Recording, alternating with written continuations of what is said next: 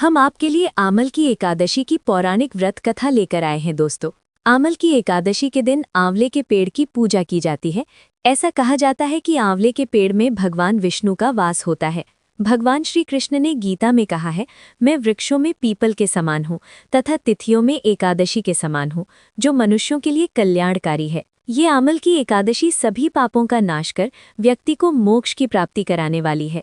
इस एकादशी की महिमा को जानते हुए धर्मराज युधिष्ठिर बोले, हे जनार्दन, आपने फागुन के कृष्ण पक्ष के विजया एकादशी का सुंदर वर्णन करते हुए सुनाया। अब आप फागुन मास के शुक्ल पक्ष की एकादशी का क्या नाम है, इसकी क्या विधि है, कृपा कर मुझे बताएं। तब भगवान श्री कृष्ण बोले, हे राजन, फागुन मास के शुक्ल पक्ष की एकादशी का नाम आमल की एकादशी है। इस व्रत के करने से समस्त पाप नष्ट हो जाते हैं तथा इसके प्रभाव से 1000 गोदान का फल प्राप्त होता है। इस व्रत के करने से समस्त पाप नष्ट होते हैं। हे राजन, अब मैं आपको महर्षि वशिष्ठ जी द्वारा राजा मानधाता को सुनाई गई पौराणिक कथा सुनाता हूँ। ध्यानपूर्वक सुनिए।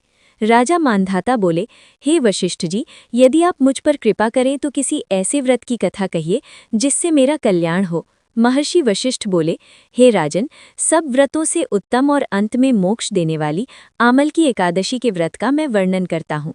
एक वैदिक नामक नगर था जिसमें ब्राह्मण, क्षत्रिय, वैश्य और शूद्र चारों वर्ण आनंद सहित रहते थे। उस नगर में सदैव वेद ध्वनि गूंजती रहती थी तथा पापी, दुराचारी, नास्तिक लोग उस नगर में नहीं रहते थे। उस नगर में चैत्र नामक चंद्रवंशी राजा राज्य करता था। वो अत्यंत विद्वान तथा धर्मी था। उस नगर में कोई भी व्यक्ति दरिद्र व कंजूस नहीं था। सभी नगरवासी विष्णु भक्त थे तथा एकादशी था व्रत किया करते थे। एक समय फागुन मास के शुक्ल पक्ष की आमल की एकादशी आई। उस दिन उस नगर के राजा ने, प्रजा ने तथा बालक और वृद्धों ने सबने मिलकर हर्षपूर्वक व्रत किया। राजा अपनी प्रजा के साथ मंदिर में जाकर कुंभ स्थापित करके धूप, दीप, नैवेद्य, पंचरत्न आदि से आंवले का पूजन करते हुए कहने लगा, हे धात्री, तुम ब्रह्म स्वरूप हो। तुम ब्रह्मा जी द्वारा उत्पन्न हुए हो और समस्त पापों का नाश करने वाले हो। तुम्हें नमस्कार है। अब तुम मेरा अर्घ्य स्वीकार करो। तुम श्री रामचंद्र जी द्वारा सम्मानित हो। मैं अपनी प्रार्थना करता हूँ, अतः आप मेरे समस्त पापों का नाश करो। उस मंदिर में सबने रात्रि में जागरण किया। रात के समय वहां एक बहेलिया आया जो अत्यंत पापी और दुराचारी था। वो अपने परिवार का पालन जीव हत्या करके किया करता था। भूख और प्यास से अत्यंत व्याकुल वो बहेलिया उस जागरण को देखने के लिए मंदिर के एक कोने में बैठ गया और विष्णु भगवान तथा एकादशी महात्मा की कथा सुनने लगा। इस प्रकार अन्य मनुष्यों की भांति उसने भी सारी रात जागरण करके बिता दी। सुबह होते ही सब लोग अपने अपने घर चले गए तो बहेलिया भी अपने घर आ गया। घर आकर उसने भोजन किया। कुछ समय बीतने के पश्चात उस बहेली की मृत्यु हो गई, मगर आमल की एकादशी के व्रत तथा जागरण से उसने राजा विद्युत के घर जन्म लिया और उसका नाम वसूलत रखा गया। बड़ा होने पर जब वसूरत राजा बना तो उसकी एक बहुत विशाल सेना थी जो धन धान्य से परिपूर्ण थी। वो 10,000 ग्रामों का पालन करने लगा।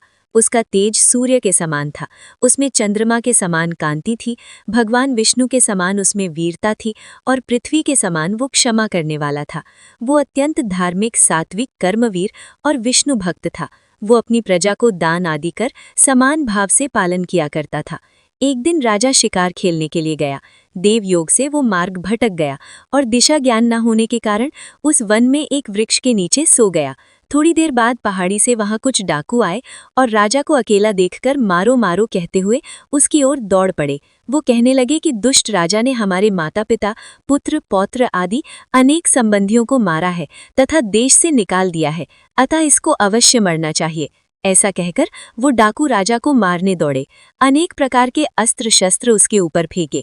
ये सब अस्त्र शस्त्र राजा के शरीर पर गिरते ही नष्ट हो जाते और उनका वार पुष्प के समान प्रतीत होता। अब उन डाकुओं के अस्त्र शस्त्र उल्टा उन्हीं पर प्रहार करने लगे, जिससे वो डाकू मूर्छित होकर गिरने लगे।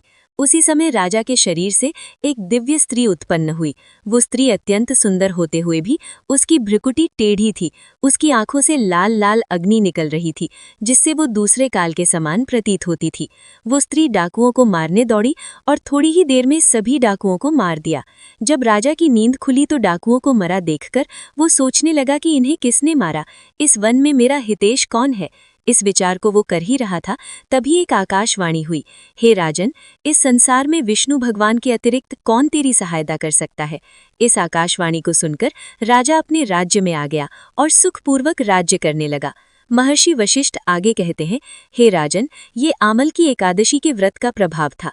जो मनुष्य इस आमल की एकादशी का व्रत करते हैं वो प्रत्येक कार्य में सफल होते हैं और अंत में विष्णु लोक को जाते हैं। जय श्री हरि विष्णु।